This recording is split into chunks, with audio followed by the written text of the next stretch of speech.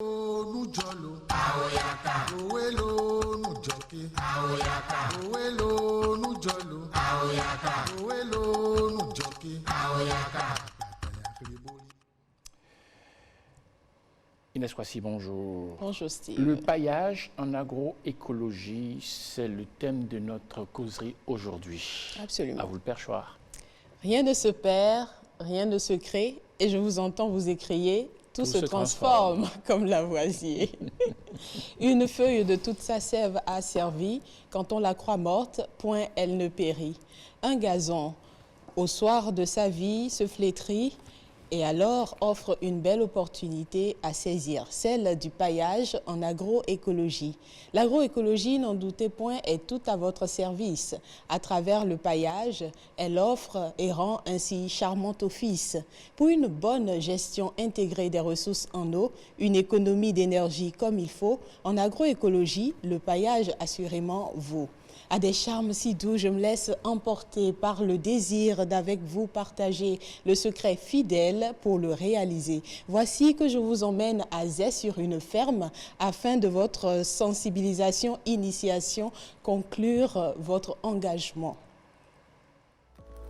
Quand nous produisons par exemple de haricots verts et nous avons besoin de ne pas être tout le temps en train d'arroser, d'avoir de la ressource humaine pour aller travailler dans la plantation, être arrosé matin et soir et en fait gaspiller un peu la ressource en eau qui est difficile à avoir de nos jours.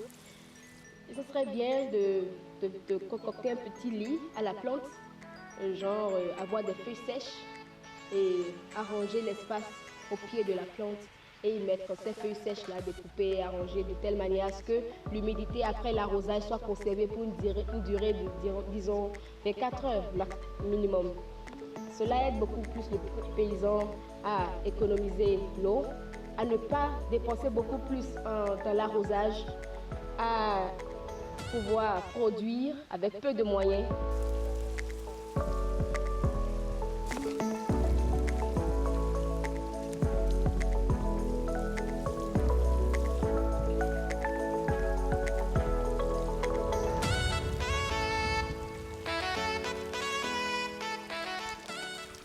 Je m'appelle Brigionel Avaro.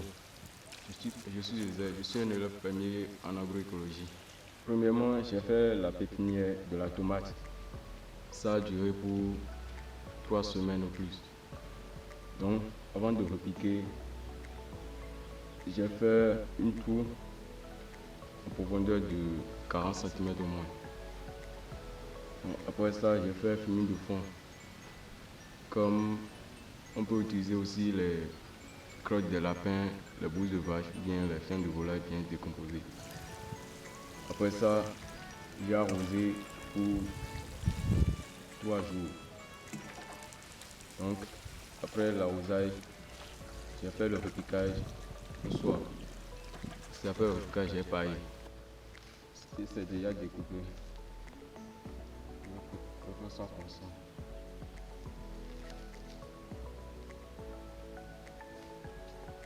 Tous les plants sont concernés, toute la production, surtout la production maraîchère qui nécessite beaucoup plus d'eau. Donc pour la tomate, pour les piments, pour les légumes feuilles, cela est nécessaire pour un peu garder plus la fraîcheur. Et cela nous aide également à ne pas avoir trop de mauvaises herbes, à lutter contre les adventices qui sont présents dans presque tous les champs. J'ai déjà fini le paillage, je vais commencer par arroser maintenant. Mais comme on a fait le paillage, on doit arroser avec 2000 litres par jour le plant de la tomate. 2000 litres par jour. Cette technique nous aiderait à économiser, disons, le tiers de la ressource en eau. Nous avons 3 choses en un. Le paillage nous aidera à garder l'eau, ne pas la gaspiller.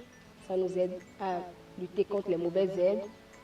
Et ça nous aide également à conserver la ressource en eau pour s'adapter au changement climatique. Je chantais. En plus, vous savez ce que je chantais? Du Johnny Pacheco. Oh. À la fin de votre chronique, je vais vous le chanter. D'accord. J'avais 15 ans quand je l'ai interprété sur un sur un podium. Eh ben. Je devais être chanteur au lieu d'être animateur. Ah oui, raclez-vous la gorge. Oui. Bon, plus sérieux. Inès Kwasi, votre reportage nous apprend justement que le paillage aide à économiser l'eau, à réduire la main-d'œuvre. Mais techniquement, pourquoi faut-il pailler, mettons? On paille pour être en accord avec la nature, Steve. À vrai dire, le paillage est une technique qui amène l'homme à juste reproduire ce qui se fait naturellement sur un sol forestier.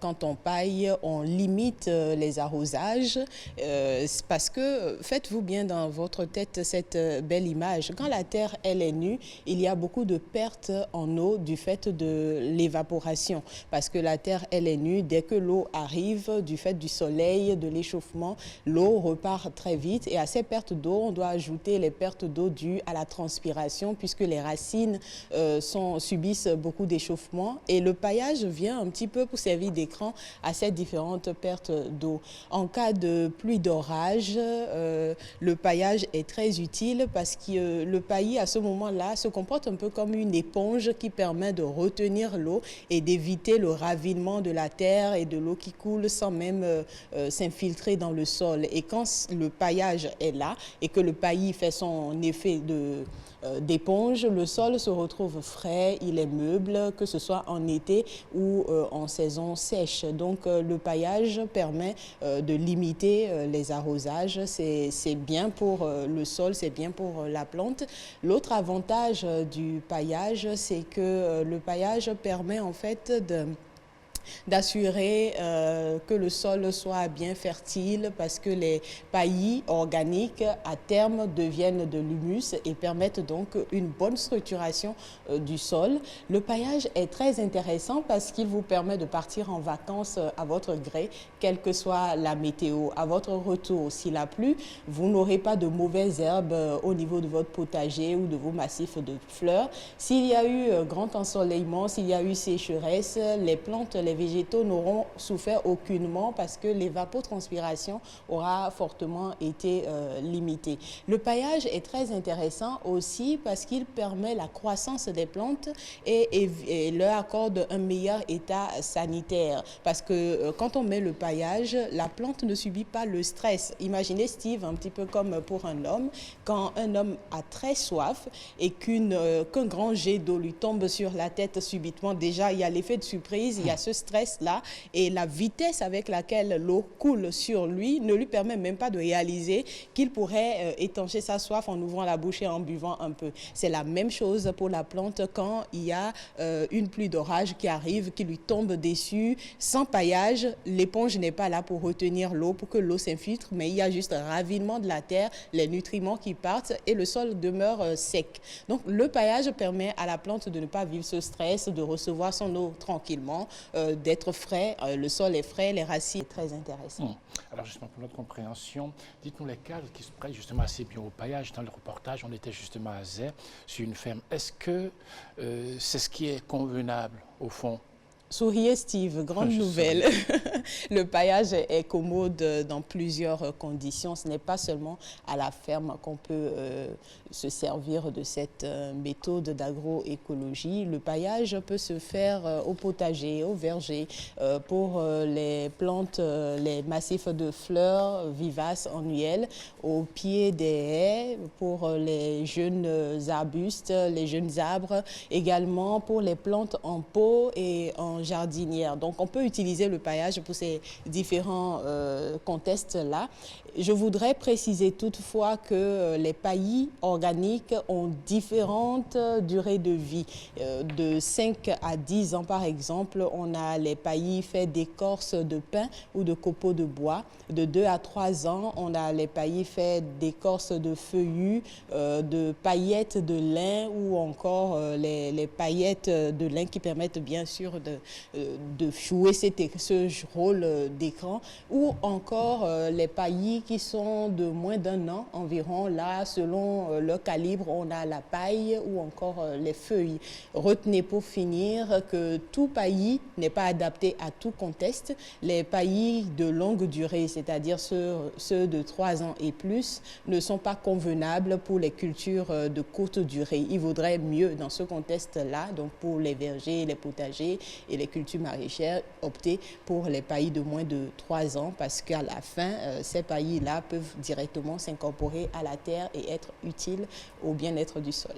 Merci beaucoup. Inès Kouassi, le week-end prochain, on parlera de quoi? Le week-end prochain, on parlera des populations qui vivent dans des bas-fonds. On verra quels sont les risques et les conséquences sur leur santé et pour l'environnement également. Très bien, merci beaucoup. Merci Steve.